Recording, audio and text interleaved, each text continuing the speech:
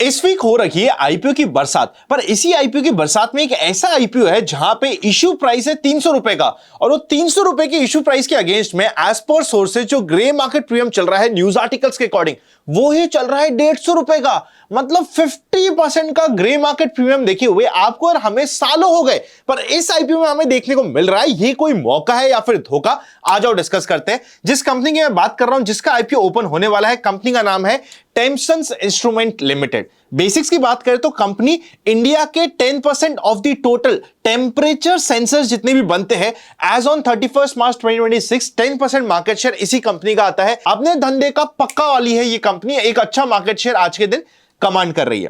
Company की बात करें तो thermal engineering specialised cable manufacturing में आज के दिन, चाहे वो डिजाइनिंग हो, मैन्युफैक्चरिंग हो या फिर कस्टमाइज करके प्रोडक्ट सप्लाई करना हो, सब कुछ अपने कस्टमर्स की करती है। आईपीओ ओपन होने वाला है 20th ऑफ अगस्त से लेके 24th ऑफ अगस्त के बीच में।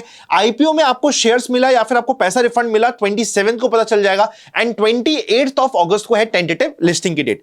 टोटल आईपीओ की साइज की बात करें तो 650 करोड़ का आईपीओ का साइज है, जिसमें से 95 करोड़ है फ्रेश इशू, बैलेंस 555 करोड़ है ऑफर फॉर सेल। देखो आईपीओ का दो पार्ट होता है। पहला होता है फ्रेश इशू, जहां पे कंपनी के पास पैसा जाता है कंपनी एक्सपेंशन के लिए या फिर डेट रिपेमेंट के लिए या फिर किसी को एक्वायर करने के लिए उस पैसे को यूज करती है। दूसरा होता है भैया ये पैसा यूज हो रहा है एग्जिस्टिंग ओनर्स को माल देके उनको एग्जिट देने का। जब भी ये ओएफएस वाला पार्ट ज्यादा होता है, ये हमारे लिए एक रेड फ्लैग होता है। ऑल्सो हमें यह भी ध्यान रखना होता है कि भैया ओएफएस है, ऐसा तो नहीं बहुत महंगी वैल्यूएशन पे एग्जिस्टिंग ओनर माल बेच के हमें चिपका के जा रहे हैं। हमें ध्यान रखना होता है। इस आईपीओ में क्या रहेगा डिस्कस करते हैं। फेस वैल्यू है कंपनी की मात्र 4 रुपए पर शेयर। इशू प्राइस आ रहा है अपर बैंड पे 300 रुपए का, और यहां पे हमारे लिए 50% QIB, 35% retail and balance 15% HNI category के लिए होने वाला है। एग्जैक्टली 300 रुपए के शेयर के प्राइस होने के कारण 50 शेयर्स का एक लॉट यानी कि 15,000 रुपए की परफेक्ट रिटेल की एक एप्लीकेशन बनेगी। ओवर सब्सक्राइब होने वाला है, तो हर कैटेगरी में मिनिमम जितनी भी रिक्वायरमेंट है उससे ऊपर अप्लाई करने का कोई सेंस नहीं होता। एचएनआई स्मॉल में मिनिमम आपको 14 लॉट्स के लिए अप्लाई करना और एचएनआई बिग के लिए 67 लॉट्स के लिए अप्लाई करना पड़ेगा। फाइनेंशियल्स है जहां पे इसका सारा गेम है। देखो अगर हम इस आईपीओ के पॉजिटिव्स की बात करते हैं ना, सबसे पहला पॉजिटिव है कि कंपनी ने अपने एक छोटे से निश में एक अच्छी डोमिनेंट पोजीशन बना रखी है। सेकंड इसका पॉजिटिव है कंपनी के फाइनेंशियल्स पे अगर आप नजर डालोगे तो revenue 19% and profit after tax 14% से ग्रो हुआ है 2025 वर्सेस 2026 में।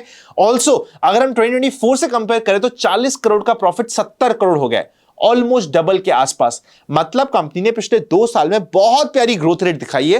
प्लस ऐसा नहीं है कि राइट बिफोर दी आईपीओ सारी ग्रोथ रेट आई है, उससे पहले वाले साल में आई है, तो वो वाला पॉइंट भी यहां पे हट जाता है और ये इसके लिए पॉजिटिव हो जाता है। At the same time company की टोटल बोरिंग अभी भी even after the growth 70 crore के आसपास की है, तो काफी कंट्रोल्ड है।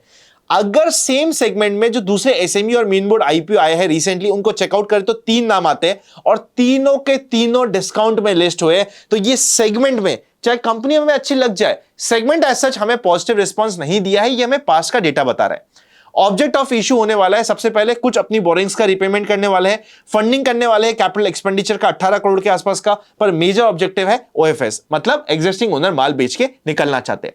मार्केट कैप रफली 2400 करोड़ के आसपास के निकल के आती है। रिटर्न ऑन इक्विटी अच्छा है 13% से ऊपर का, रिटर्न ऑन कैपिटल एम्प्लॉयड 21% का है।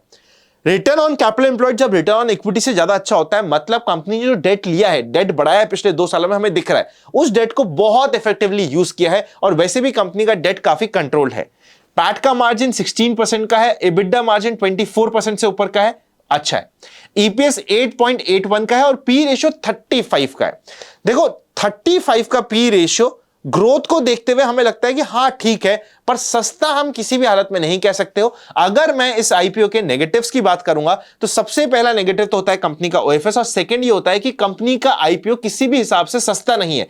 अगर मैं रेवेन्यू ग्रोथ रेट की बात करूं, पैट की ग्रोथ रेट की बात करूं, रेवेन्यू 17% से ग्रो हुआ है, पैट 14% से ग्रो हुआ है रिसेंटली, उसको देखते हुए लगता है कि यार अभी अभी में लास्ट 1 साल में ग्रोथ नहीं आई है। इन्होंने ये मान लिया है कि पिछले 2 साल की ग्रोथ रेट के बेसिस पे वैल्यूएशन मांगा है, तो थोड़ा सा महंगा दिखता है, बट ओवरऑल माहौल अच्छा है, पॉजिटिव है इस आईपीओ के अगेंस्ट में। इस आईपीओ के लिए प्रमोटर की होल्डिंग आईपीओ से पहले 80.51% की और आईपीओ के बाद 65.67% की रहने वाली है। अभी सारे मूल माहौल को देखते हुए, स्पेसिफिकली जीएमपी को देखते हुए और जिस तरीके का माहौल बना हुआ है, हमें नजर रखनी पड़ेगी इस आईपीओ में।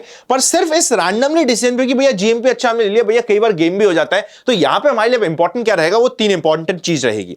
सबसे पहला देखो, सबसे पहले इंपॉर्टेंट रहेगा कि इसकी एंकर बुक का एलोकेशन कैसा आता है। अगर एंकर बुक में मुझे कुछ इंटरनेशनल अच्छे नाम, कुछ बड़े अच्छे फंड्स के नाम, कुछ बड़े फंड मैनेजर्स के नाम दिखते हैं, तो मेरा यहां पे कॉन्फिडेंस और बढ़ जाएगा। सेकेंडली, मैं इस पर नोटिस डालूंगा कि किस तरीके का एलोकेशन आता है क्यूआईबी की तरफ से और एचएनआई की तरफ से। अगर यह भी अच्छा होता है तो हमारा सेकंड पॉइंट टिक हो जाता है।